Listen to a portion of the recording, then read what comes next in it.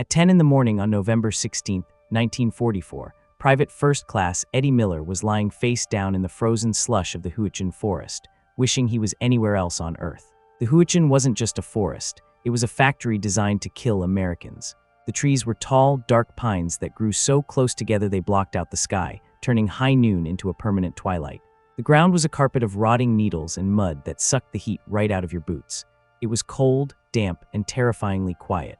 The only sound was the occasional crack of a tree branch snapping under the weight of the snow, a sound that made every man in the squad flinch because it sounded exactly like a German Mauser rifle firing from the mist. Miller was the point man for Baker's squad. His job was to walk in front, find the enemy, and not get killed. It was the worst job in the army, and he was carrying the wrong tool for it. While the rest of the squad carried M1 Garand rifles that could hit a target at 500 yards, Miller was carrying a Winchester Model 12 shotgun. It was the same trench gun that had terrified the Germans in the First World War, a slam-firing pump-action beast that could clear a bunker in seconds. In a tight hallway or a trench, it was the king. But here, in the endless gray corridors of the forest, it felt like a toy. The problem was the geometry of the woods. The trees created long, narrow lanes of fire. You could see a man moving 100 yards away, slipping between the trunks like a ghost. At that range, Miller's shotgun was useless. He was loaded with double-aught buckshot, 9 heavy lead pellets in every shell. At 20 yards, those pellets hit like a truck, but at 70 yards, they spread out so wide that you could drive a Jeep through the pattern without scratching the paint. Miller was holding a weapon that was deadly at conversational distance, but he was fighting an enemy that liked to kill from a zip code away. The squad had been pinned down for 20 minutes. A German sniper was hiding somewhere up ahead, tucked into the tree line across a small clearing. He was good. He wasn't firing wildly. He was taking slow, deliberate shots. Crack. A bullet would snap through the air and bury itself in a tree trunk inches from a soldier's head. Crack. Another round would kick up dirt near the lieutenant's boot. The sniper was toying with them. He knew exactly where they were. He knew they couldn't move forward without getting chewed up, and he knew they couldn't retreat without exposing their backs. Miller pressed his cheek against the wet stock of his shotgun. He felt helpless. The rest of the squad was trying to return fire, but they were shooting at ghosts. The muzzle flashes from their Garands lit up the gloom, but they were just guessing. They couldn't see the sniper. They were just making noise. The lieutenant, a fresh-faced officer who went by the book, was crawling up the line, screaming at them to conserve ammo. He looked at Miller, huddled behind a fallen log, and shook his head. The mockery had started the day Miller was issued the shotgun. The lieutenant had looked at it and laughed, calling it a street sweeper. He asked Miller if he planned to clean up the leaves in the forest. The other guys in the squad, even the ones he trusted, made jokes. They called it a door knocker. They said it was a weapon for a bank robber, not a soldier. They told him that when the shooting started, he should just hide behind a tree and wait for the real soldiers to do the work. Now lying in the mud, the jokes didn't feel funny. They felt like a death sentence. The sniper fired again. This time the bullet didn't hit a tree. It hit the radio operator, a kid named Jenkins, right in the shoulder. Jenkins screamed, a high, thin sound that cut through the cold air. The squad froze. The sniper had range, he had accuracy, and he had patience. He was picking them apart one by one, and there was nothing they could do about it. Miller looked at the clearing ahead. It was about 75 yards across, a dead zone of churned-up mud and shattered stumps. The sniper was on the other side, probably nestled in the roots of a massive pine tree or perched on a low branch. At 75 yards, Miller might as well have been holding a rock. If he stood up and fired, his buckshot would spray harmlessly into the trees. The pellets would lose so much energy that they would probably bounce off the sniper's heavy wool coat, even if they did hit. He was holding a weapon designed for a phone booth, and he was stuck in a bowling alley. The lieutenant crawled over to Miller's position. He was pale, his eyes wide with the panic of a man who realizes his manual doesn't have the answer. He looked at the shotgun and sneered. He told Miller to stay down. He said the scattergun was useless here. He told Miller that his job was to wait until the Germans charged, which might never happen. He made it clear that Miller was a liability, a waste of a uniform in a long-range firefight. He said they needed a rifleman, not a janitor. The insult stung, but the reality stung more. Miller knew the lieutenant was right. In a textbook battle, he was useless, but Miller wasn't a textbook soldier. He had grown up in the Great Depression, in the backwoods of Appalachia. He had hunted for food when there was no money to buy it. He knew things about guns that weren't in the Army manual. He knew about poor man's ballistics. He knew that when you didn't have the right tool, you made the tool you had do the work. He remembered a trick his grandfather had taught him. It was a trick used by poachers and hungry farmers who couldn't afford expensive slug ammunition. It was dangerous, it was stupid, and it was strictly forbidden by every safety regulation ever written. The Army manuals were clear. Do not modify ammunition. They said it would blow up the gun. They said it would tear the barrel open like a banana peel. They said it would kill the shooter. Miller looked at the red paper shells in his bandolier. They were standard issue double-aught buckshot. Inside the paper hull, there was a stack of lead pellets, a felt wad, and a charge of powder. The paper was crimped shut at the front.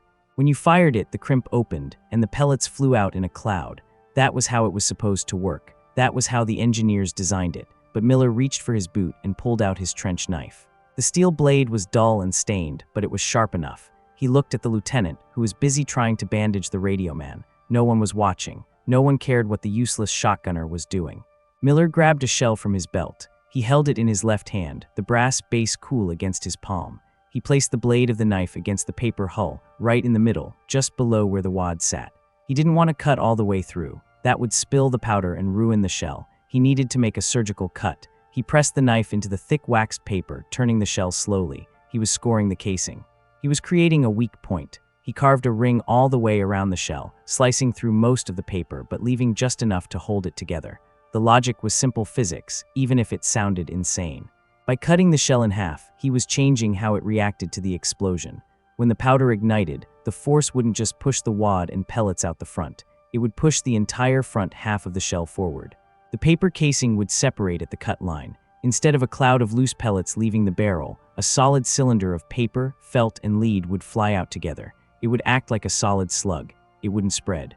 It would fly like a rock. It was called a cut shell. In the backwoods, they used it to turn a bird gun into a deer rifle. But this wasn't the backwoods. This was a Winchester Model 12, a high-pressure military weapon. If the cut shell got stuck in the barrel, the gun would explode in his face. If the pressure spiked too high, the receiver would shatter. It was a gamble. He was betting his eyes, his hands, and his life on a trick that experts called suicide. Miller looked at the shell. It looked deformed. The paper was ragged where he had cut it. It looked broken. If the lieutenant saw it, he would court-martial him on the spot, but Miller looked across the clearing. He saw the puff of smoke from the sniper's rifle. Another shot, another curse from the squad. The sniper wasn't going to stop until they were all dead. The proper way wasn't working. The safe way was getting them killed. Miller made his choice. He racked the slide of his shotgun, ejecting the perfectly good, safety-approved shell that was in the chamber. It landed in the mud with a soft plop. He took the mutilated, dangerous, forbidden shell and carefully thumbed it into the open port. He pushed it gently, making sure the cut didn't separate too early. It slid into the chamber. He pushed the slide forward. Click-clack. The bolt locked. The gun felt different now. It wasn't a shotgun anymore. It was a grenade launcher. It was a pipe bomb with a trigger. Miller wiped the sweat from his eyes. He checked the safety. He was about to do something incredibly stupid. He was about to try to snipe a sniper with a weapon that wasn't supposed to hit a barn at this distance. The lieutenant was wrong. He wasn't a janitor. He was a mechanic, and he had just voided the warranty. To understand why Private Miller was about to risk blowing his own hands off, you have to understand the specific anatomy of a shotgun shell. In 1944, standard military buckshot wasn't like the high-tech plastic ammo we have today.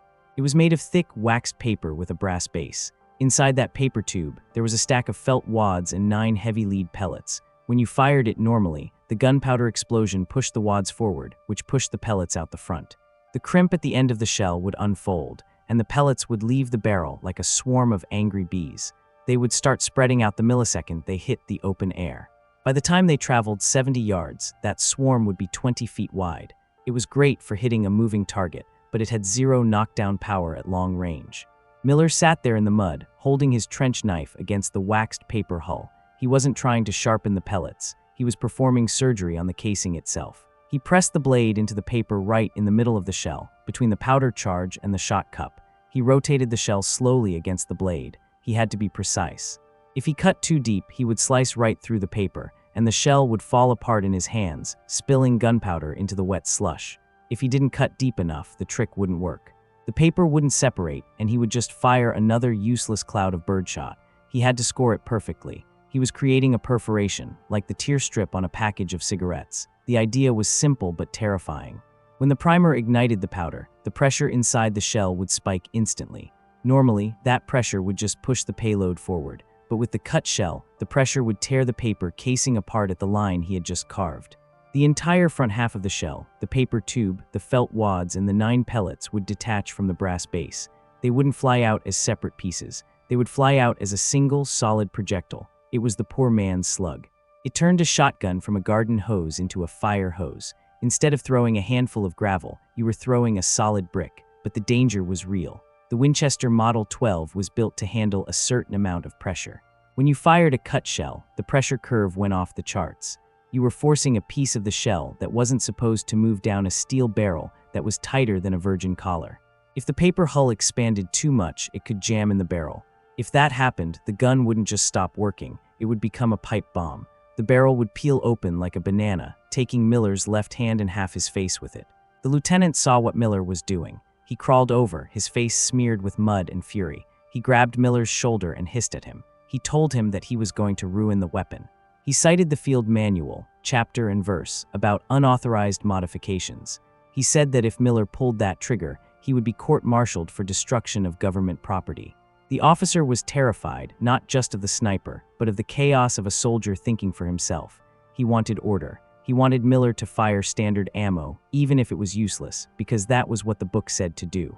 Miller shrugged the officer's hand off. He didn't say a word. He didn't have time to explain the physics of backwoods ballistics. He just finished the cut. He felt the paper give slightly under the blade. It was ready. The shell felt flimsy in his hand, wobbly like a broken finger. He had to be careful loading it. If he jammed it into the magazine tube, the spring pressure might snap the shell in half before it even got to the chamber. He couldn't use the pump action to load it. He had to do it by hand. He pulled the slide back, opening the ejection port. He tilted the shotgun sideways. He dropped the mutilated shell directly into the chamber. It slid in with a soft metallic sound. He pushed the slide forward. It locked home. The gun was now a loaded cannon. The cut shell was sitting in the breech, a ticking time bomb waiting for a spark. Miller took a deep breath. The air smelled of pine needles and old snow. He wiped his palms on his trousers. He knew he only had one shot. If he missed, the sniper would see the muzzle flash and put a Mauser bullet through his helmet before he could carve another shell. If the gun blew up, well, at least he wouldn't have to worry about the sniper anymore. He checked the safety. He clicked it off. He rose up from behind the log. The movement was slow, deliberate. He didn't pop up like a jack-in-the-box. He rose like water rising in a flood. He brought the shotgun stock to his cheek. The wood was cold and wet. He looked down the barrel. The Winchester Model 12 didn't have a scope. It didn't have precision sights.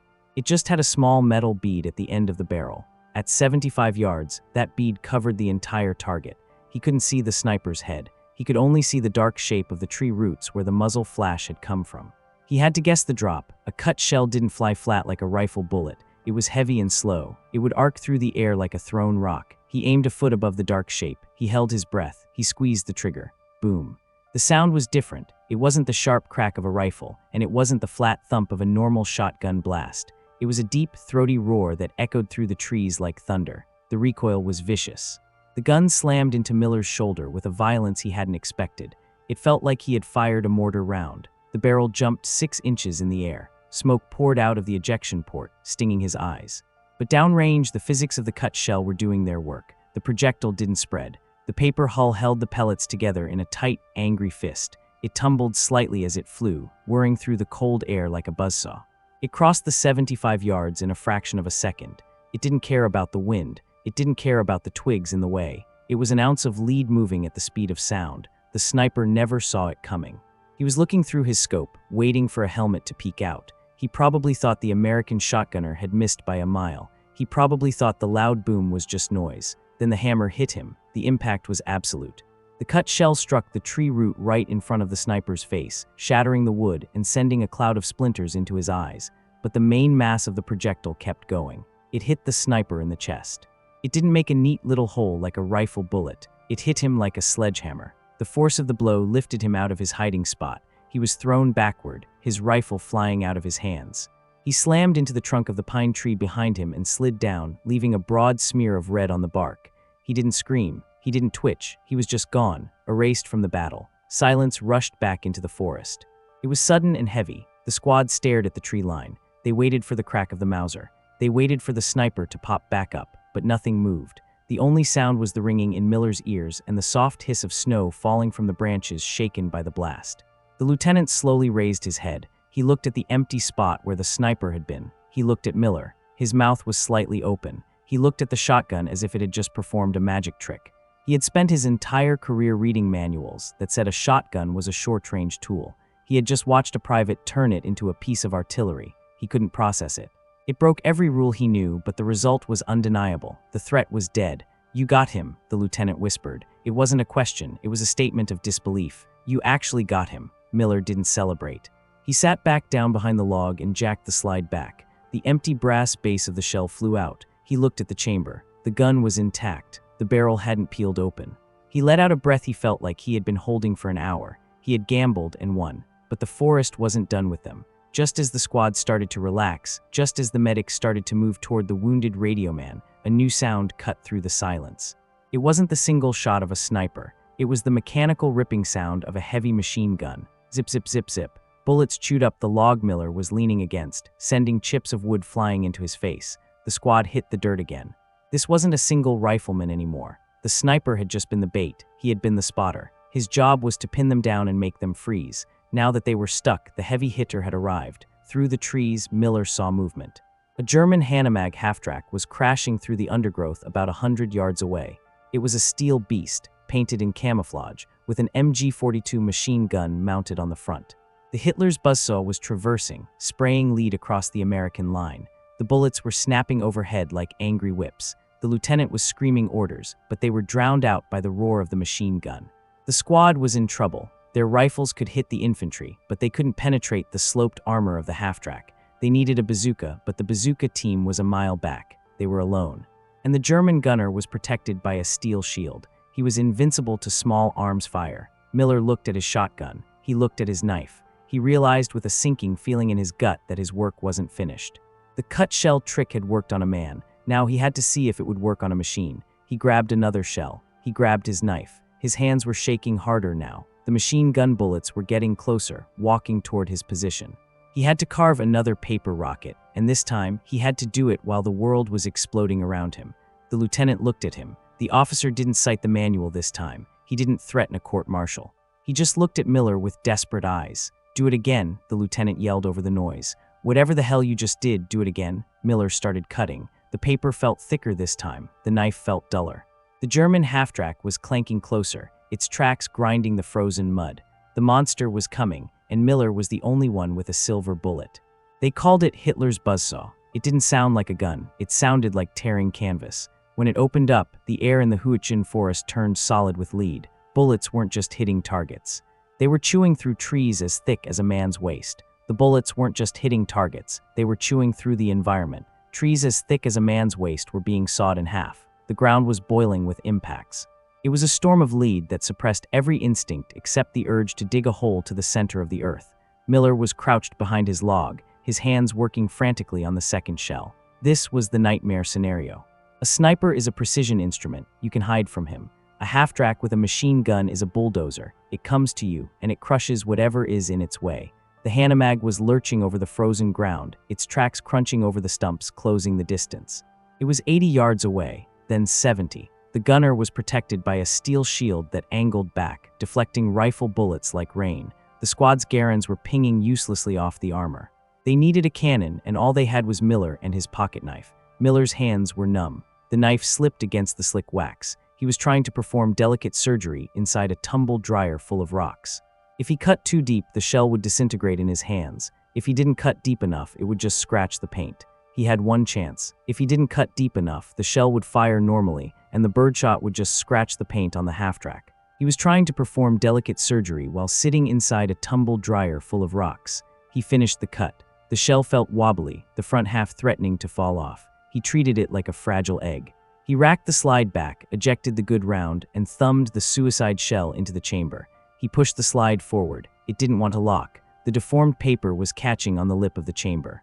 Miller shoved it hard with the heel of his hand. The bolt crunched home. It was an ugly sound, the sound of a machine being forced to do something it hated, but it was locked. Miller looked over the log. The half-track was 60 yards out.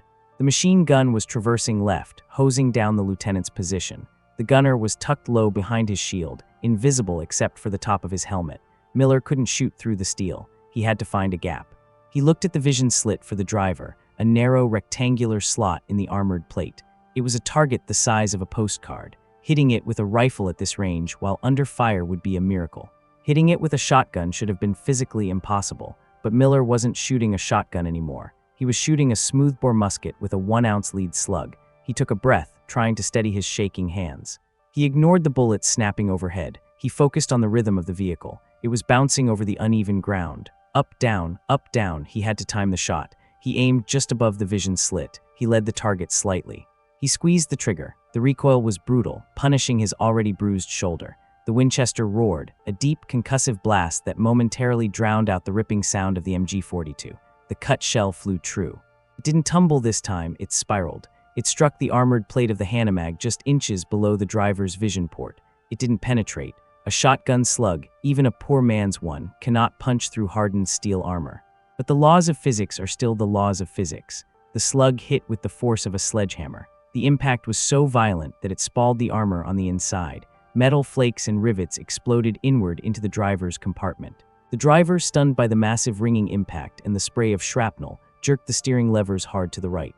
The half-track swerved violently, its tracks digging into the mud, and slammed into a massive pine tree with a grinding crash.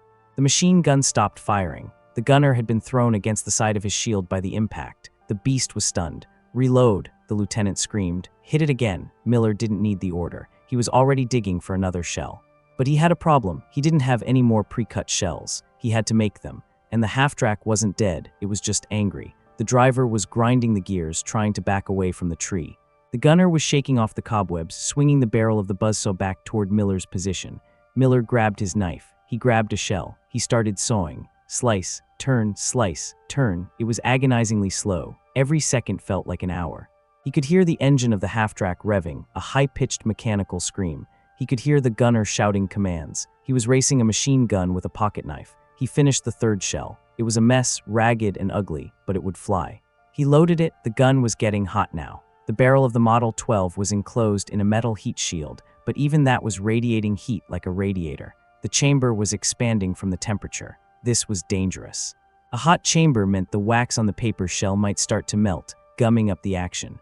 Or worse, the heat could cook off the round, igniting the powder before the bolt was locked. That would turn the receiver into a hand grenade right next to Miller's face. He didn't care. The MG-42 opened up again. This time, the gunner saw him. The bullets chewed up the top of the log, sending a spray of wood chips into Miller's eyes. He ducked, shielding his face. The power of the German gun was terrifying. It wasn't just shooting at him, it was dismantling his cover. The log was disintegrating. He had seconds before the wood was gone and he was exposed meat. Miller popped up. He didn't aim for the driver this time. He aimed for the gun itself. The gunner was firing in long bursts, the barrel of the MG-42 glowing red-hot. Miller pointed his shotgun at the flash. He fired. The heavy lead slug slammed into the gun shield, right next to the barrel port. The impact was deafening. It bent the shield inward, jamming it against the cooling jacket of the machine gun. The gunner tried to traverse, but the weapon was stuck. The shield had been crimped onto the gun by the sheer kinetic energy of the shotgun slug. The German gunner started hammering on the weapon, trying to free it. Miller dropped back down. He was out of cut shells again. He looked at his hands. They were bleeding. He had nicked his thumb in the haste of the last cut. Blood was smearing on the receiver of the gun. He grabbed the knife. He grabbed a shell. He was a one-man factory of death, manufacturing illegal ammunition in the middle of a kill zone. The lieutenant was firing his carbine now, trying to keep the Germans' heads down. "Keep it up, Miller," he yelled. "You're crippling them." But Miller knew he was running out of luck. The half-track driver had managed to back away from the tree. The vehicle was turning. It was bringing its tracks to bear on the log. They were going to run him over. They realized that they couldn't shoot him, so they were going to crush him. The sheer weight of the vehicle would turn the log into toothpicks and Miller into paste. Miller cut the fourth shell. He didn't look at the vehicle. He looked at the wax paper. He focused entirely on the knife blade. If he messed this up, he died. If he dropped the shell, he died. The ground shook as the half-track accelerated. The sound of the engine grew louder, a mechanical roar that vibrated in his chest. He could smell the diesel exhaust now, thick and oily. He finished the cut. He loaded the shell. The bolt was stiff. Carbon and melted wax were building up in the chamber. He had to slam the slide forward with all his strength to get it to lock. The half-track was 20 yards away. It was a wall of steel closing in. He could see the mud flying off the tracks. He could see the rivets on the hull. He stood up. He didn't have cover anymore. He stood right in the path of the machine. He needed to stop the driver. But the driver had closed his vision port to a tiny slit. It was impossible to hit. Miller looked for another weak point. He saw the commander. The German commander had popped his head out of the top hatch to direct the driver because the vision port was too restricted. He was wearing headphones and looking down at the driver, shouting orders. Miller raised the Winchester. 15 yards, point blank. The commander looked up. He saw the American standing there with the pump gun. He saw the black hole of the muzzle. He reached for his sidearm. Miller fired. The cut shell hit the commander in the shoulder. It didn't just make a wound. The mass of the slug transferred all its energy instantly.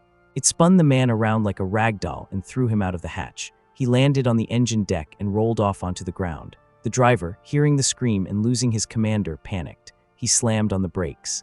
The half-track skidded to a halt just 10 feet from the log. The tracks tore up the earth, throwing clods of frozen mud onto Miller's boots. The vehicle stalled. The engine sputtered and died.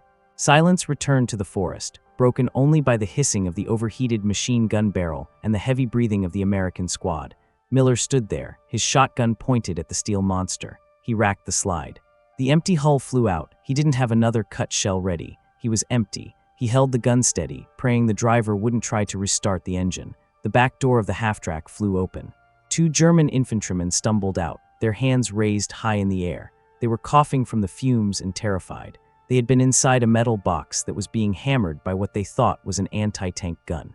They didn't know it was one man with a shotgun. They just knew that their commander was gone, their gun was jammed, and their armor was ringing like a church bell. Miller didn't lower the gun. He kept it leveled at them.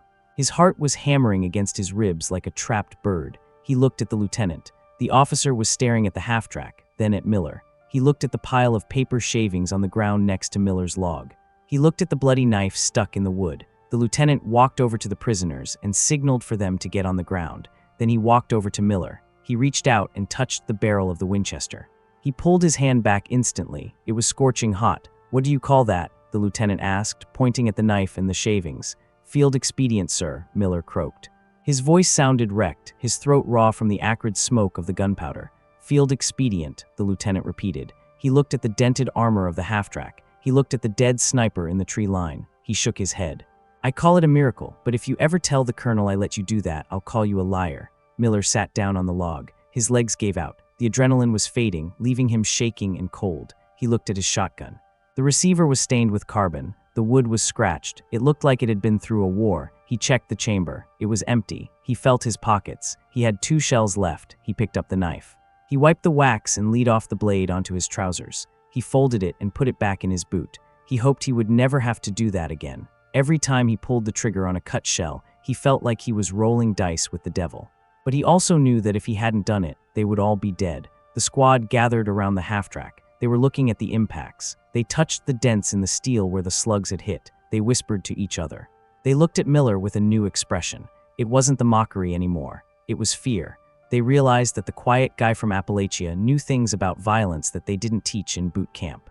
They realized that he wasn't carrying a bird gun. He was carrying a problem solver, but the war wasn't over. The Hürtgen Forest was miles deep. There were more snipers. There were more half-tracks. And Miller was down to his last few rounds of ammunition. He looked at the bandolier on the dead German commander. It was full of MP40 magazines, useless to him. He needed 12-gauge shells, and he needed them fast. Because as the sun started to dip below the tree line, casting long black shadows across the snow, Miller heard a sound that made his blood run cold.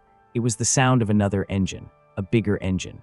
The deep, guttural rumble of a Tiger tank. The half-track had been the scout. The heavy armor was coming, and a cut shell might dent a half-track, but against a Tiger, it would be like throwing a spitball at a battleship. Miller looked at his shotgun.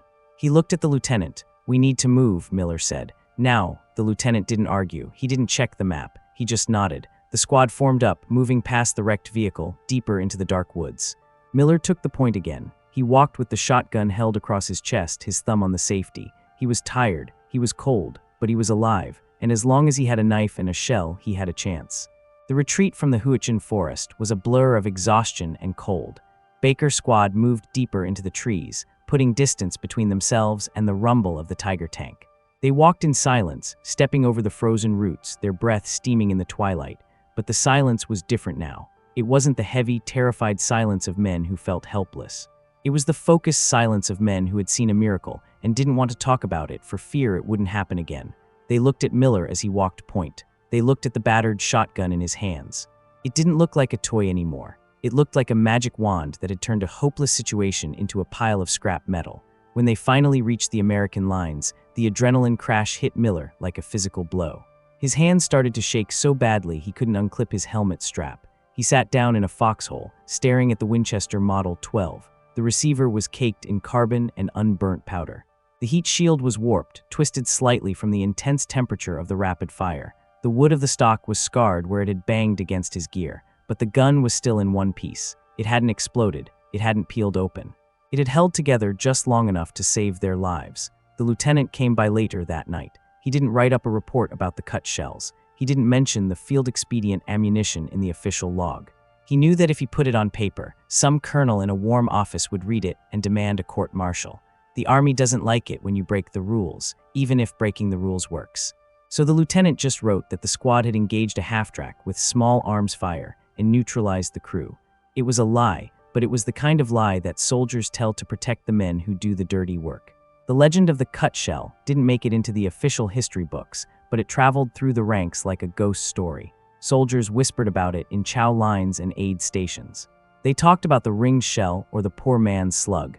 They shared the technique like a secret recipe. It became a piece of trench wisdom, passed from veteran to rookie. They explained that if you were desperate, if you were alone, and if you were willing to risk your hands, you could turn a shotgun into a rifle with nothing but a pocket knife. But the story always came with a warning. They told the young guys about the danger. They explained that when you cut the hull, you were messing with the internal pressure of the cartridge. A shotgun barrel is thin. It is designed for low pressure. When you fire a cut shell, the pressure spikes massively because the projectile is heavier and creates more friction. If the barrel has a weak spot, or if the shell expands too much, the metal gives way. They told stories about guns exploding, about receivers shattering, about men losing eyes and fingers because they cut the shell too deep or too shallow. It was a trick for the desperate, a suicide shell for the moment when you had nothing left to lose. Miller survived the Hürtgen Forest. He survived the Battle of the Bulge. He carried the Model 12 until the end of the war, but he never cut another shell. He never pulled his knife out to modify ammunition again. He had used up his luck that day in the woods, and he knew it. He went back to using standard buckshot, clearing rooms and guarding prisoners. He treated the gun with a newfound respect, cleaning it obsessively, checking the barrel for stress fractures every night. He knew he had pushed the machine past its limit, and he didn't want to tempt fate a second time. When the war ended, Miller went back to Appalachia. He put his uniform in a trunk and went back to work in the coal mines. He didn't talk about the war. He didn't join the VFW. He just wanted to be quiet. He wanted to forget the sound of the trees snapping in the cold, but he kept the shotgun. He bought a surplus Model 12, identical to the one he had carried in Europe. He kept it in a rack in his truck. Years later, in the 1960s, Miller was hunting deer with his grandson. The boy was holding a box of modern shotgun slugs, plastic hulls, rifled lead projectiles, engineered for safety and accuracy. The boy looked at the old man and asked if he had ever used slugs in the war. Miller looked at the plastic shell. He looked at the safe, reliable ammunition. He thought about the wax paper. He thought about the dull knife. He thought about the half-track looming over him like a steel mountain. He shook his head. He told the boy that they didn't have slugs back then. He told him that they just had to make do. He didn't explain the terror of the cut. He didn't explain the feeling of the recoil slamming into his bruised shoulder. He didn't explain that for 10 minutes in a frozen forest, he had been the most dangerous man on earth because he was the only one crazy enough to break the rules. Today, if you look at the field manuals from World War II, you will still find the warnings. You will see the bold text forbidding the modification of ammunition. You will see the diagrams showing what happens when a barrel bursts. The Army tried to stamp out the practice. They tried to legislate safety, but they couldn't legislate desperation. They couldn't stop a soldier from doing whatever it took to keep his squad alive. The story of the cut shell is a reminder that war is not a science. It is not a video game where everything works according to the rules. It is a chaotic, broken mess where the only thing that matters is survival. It reminds us that the most dangerous weapon on the battlefield isn't the tank or the machine gun. It is the human brain when it is backed into a corner. Miller didn't defeat the sniper and the half-track because he had better equipment. He defeated them because he had garage logic. He looked at the problem, looked at his tools, and improvised a solution that the experts said was impossible.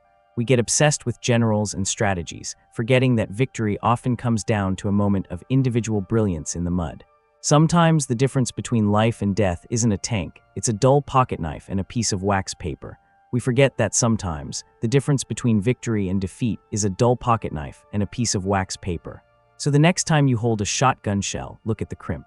Look at the plastic hull. Think about the engineering that keeps you safe. And then think about Eddie Miller in the Hürtgen Forest, slicing a ring around a paper shell while a machine gun chewed up the world around him.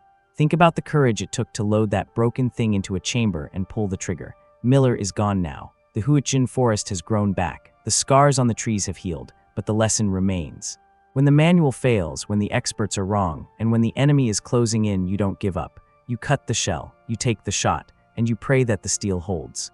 If this story of the paper rocket that killed a sniper blew your mind, do us a favor and smash that like button. It helps us find more lost legends from the archives. Subscribe to the channel so you don't miss our next deep dive into the history they left out of the textbooks. And tell us in the comments, have you ever heard of the cut shell trick from your grandfather? We read every single one. Thank you for watching. Thank you for remembering the squad. Keep your powder dry, and we'll see you in the next one.